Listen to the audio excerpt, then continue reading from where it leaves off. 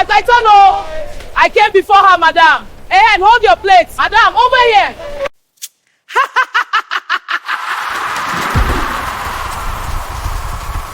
You won't believe what the most loved food seller in Ijebu was really cooking. People lined up every morning. But if they knew the truth, they would never have taken one bite. In the busy city of Ijebu, beside the old market road, stood a small food joint that never slept. It belonged to a woman everyone admired, Nyaya Basirat. By 6 a.m. sharp, her charcoal stove was always burning. The aroma of her food filled the street, eririro, soft amala, hot fufu, and tender meat that melted in the mouth. Everybody loved her food. Rich sweet stew, smooth swallow, hot burnt jollof rice, and many more delicacies. Taxi drivers stopped mid-route. Market women abandoned their own stalls. Students, workers, strangers, everyone came. They all lined up in front of her shop daily. I go Abeg, first. No, wait, give me I one reach wrap of first. fufu and amala with ogunfe. Oh, calm down. No one shake man my would say. share first. An extra meat for me, another woman would shout. Her food was always delicious. Some people even said that her stew could make a barren woman now correct. take in. I need more. People used to joke, my own if you never first, eat yes, I Yabasirat's food, you've never tasted real food. She was gentle, always smiling, always thanking God, but no one knew her past. She arrived 5 years earlier with only her teenage daughter, Basirat, a quiet girl who never mixed with anyone. Rumors followed her like a shadow. A dead husband, a sudden relocation, questions no one dared to ask. For months, business was slow. Then one day, she traveled to a small village called Oku. When she returned, everything changed. Her food tasted different, richer, sweeter, addictive. People who once ignored her now couldn't stop coming. Within a few weeks, her shop was always full. Even the market women who sold food nearby began to lose customers to her. Some grew jealous and whispered, "Food no dey sweet like this without something behind them." She only laughed. "Now God bless my hand." She claimed her meat came from a special supplier who delivered before dawn, but no one ever saw this supplier. And every night, she locked her shop tighter than anyone else in that street. But at night, when the whole neighborhood was fast asleep, Yabasirat became a different person. The woman everyone loved during the day, cheerful, friendly, and always smiling, disappeared completely. Once the clock struck midnight, she would quietly bolt her door from inside, shut all her windows, and blow out the lamp so no one could see what she was doing. The only light that remained came from the small charcoal stove that burned softly in the corner of her room. Then she would remove her wrapper and tie a black piece of cloth around her waist. Her face changed immediately. Her smile vanished. Her eyes became sharp and cold like that of a wild cat. She would stand in the middle of her small room, her bare feet pressed firmly to the floor, and lift her wrapper high above her head. Her voice would grow deep, and she began to chant in a strange, trembling tone that no one could understand. The room would grow colder. The walls would shake as if something unseen had entered, and then her body would start to tremble. Her eyes would turn bright red, glowing like burning charcoal. Veins stood out on her neck and arms as she groaned painfully, her body twisting like someone fighting a heavy spirit. Suddenly, small white maggots began to crawl out of her skin, from her arms, her legs, her back, even her neck. At first, they came out slowly, but within seconds, thousands of them poured out, wet and slippery, falling onto the floor like a stream of rice. The air would fill with a foul smell, a smell that could make an ordinary person faint. But Yabasirat only smiled. Instantly, all the maggots would begin to move, crawling fast, wriggling and jumping straight into the large pot boiling on her charcoal stove. After a few seconds, the pot that was filled with boiling water now contained soft, fresh red meat, looking clean and tender, the same kind of meat her customers fought to buy every morning. When she was done, Yabasirat would take a deep breath and wipe her face with the edge of her wrapper. The red glow in her eyes would slowly fade, and she would murmur softly, "Thank you, my spirit, you have blessed my hand again."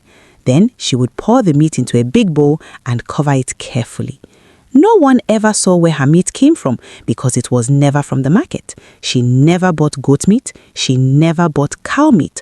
All her meat came from her own body, from the dark power she carried within her. Her workers, Yinka, Tunde, and Mama Bola, noticed strange things. Tunde, the only man among the workers, also noticed something strange.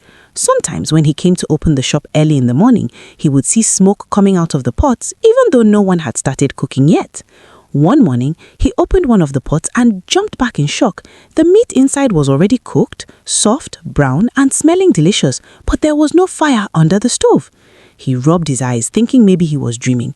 Then he whispered to himself, "How this thing take happen? Who cooked this meat?" He wanted to ask Yabasirat, but fear held his tongue. She was not someone you question twice. Her mood could change at any time, smiling one moment, frowning the next. Mama Bola, who is elderly and a mother of 3 who has worked in so many restaurants, but none has been as good as in Yabasirat's restaurant, and the pay was too good to miss, so she warned them that even though everything is not clear, that they should hold their tongue if they don't want to put themselves in trouble. So they stayed quiet because business was good. Until one night, Yinka forgot her phone in the shop. It was past 11 p.m. The street was silent. She hesitated for a moment, but she told herself, "I would just go pick it and come back. Yabasirat must have gone to sleep by now." She wrapped her scarf around her head and quietly walked back towards the shop. But when she got there, the shop light was on. She thought to herself, "Why is the light on and who could be in there at this late hour?" So she moved closer to the door. Then she heard voices. Low, strange, not human. It wasn't the sound of someone cooking. It sounded like someone talking to spirits. Her heart started beating fast, but curiosity pushed her forward. She crept closer and peeped through a crack in the wall. What she saw froze her soul. Madame Yabasirat was a woman, standing in the middle of the shop completely naked, except for a dirty wrapper tied around her head, moving strangely, chanting words that didn't sound like any language Yinka knew. The fire under the pot burned an unnatural blue. She was dancing around the pot, twisting her body in a slow, scary way. Something began to come out of Yabasirat's body. Thick black worms began to crawl out of her arms, her legs, even from her neck and back. They fell on the floor and wriggled their way into the pot of stew that was boiling without smoke. Yinka screamed silently. Her hands trembled and her legs shook. She couldn't believe what she was seeing. The same woman who prayed every morning before opening her shop, who smiled at customers and called them sweet names, was now surrounded by worms coming out of her body. Yinka's eyes widened in terror. She stepped back slowly, afraid to make a sound. Her heart pounded so hard that she felt it in her throat. She turned and ran barefoot down the dark street, her wrapper almost falling off as she raced home. Tears filled her eyes. She didn't stop until she reached her mother's door. That night, she didn't sleep. She kept hearing the sound of Yabasirat's voice, the bubbling pot, and the sight of those worms turning into meat. She knew the food everyone loved was not normal. My body is on fire. Help me, oh. I just wanted to be rich. I beg, help me, on fire. That morning started like every other morning in Osubo. Before sunrise, people were already outside Yabasirat's restaurant, plates in hand, laughing, arguing, hungry. Inside, Yinka was serving food, but her spirit was heavy. She couldn't explain it, but something felt wrong. Then it happened. Tunde, the male worker, was sent to fetch firewood from the back store, a small locked room behind the kitchen that Yabasirat never allowed anyone to enter. Never. But that morning, the door was open. Tunde stopped. The air inside that room was cold. Not normal cold, the kind that makes your skin tighten. He stepped in and froze. On the floor was a small clay pot, cracked and blackened. Inside it were strange objects, threads, bones, feathers, and something wrapped in black cloth. As Kule leaned closer, the cloth moved. He staggered back. That was when Yinka came in. She looked once and screamed. The wrapped thing began to shake, and from it came a low sound, like someone breathing or chewing. Tunde ran out shouting, "Ewo, Ewo, Ewo, there's something in the food." Customers rushed in. Someone kicked the pot by mistake. It broke. And what came out made people step back in horror. Not meat, not animals. Maggots, live maggots, different sizes and colors, black or white or, they were crawling out of the broken pot. And then, Madame Yabasirat walked in. The moment her eyes landed on the broken pot, her face changed. Her knees gave way. She screamed. Not fear, not pain, anger. Who opened it? The entire shop went silent. She staggered backward, holding her stomach. Then she screamed again, this time in agony.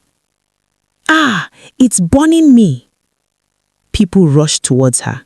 She pushed them away violently.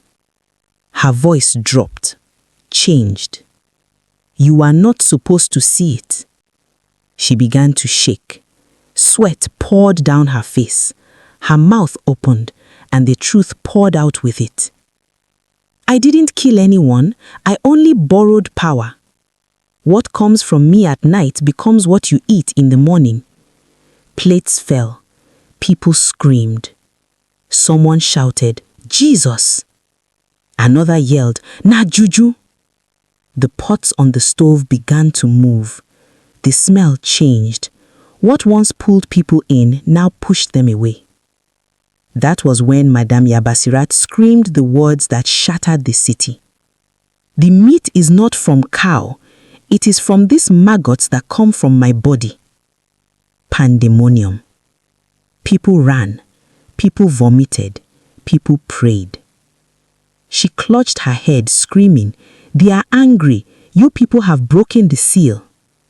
She tore at her clothes and ran outside. She ran into the street, laughing and screaming at the same time. People watched from a distance.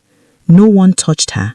No one tried to stop her. I just wanted to be rich. Her eyes were wide but empty, like someone was no longer inside.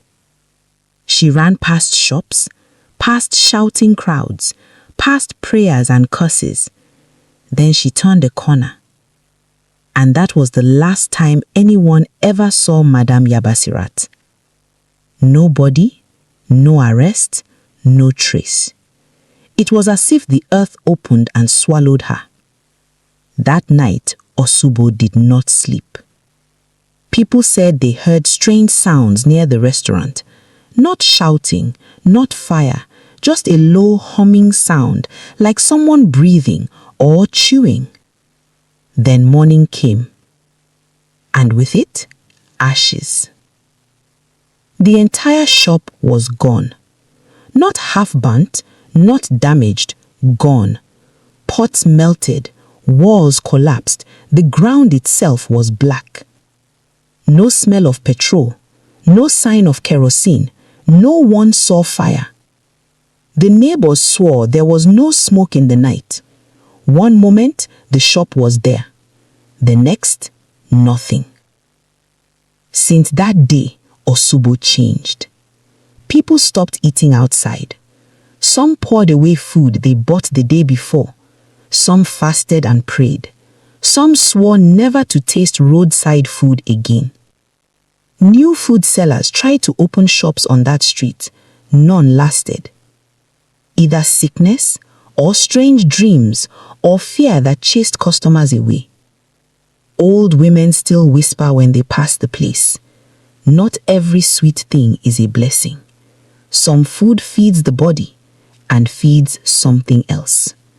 So if someone ever asks you why you are careful where you eat, tell them this story. Because sometimes the danger is not the food you see, it's the secret behind it.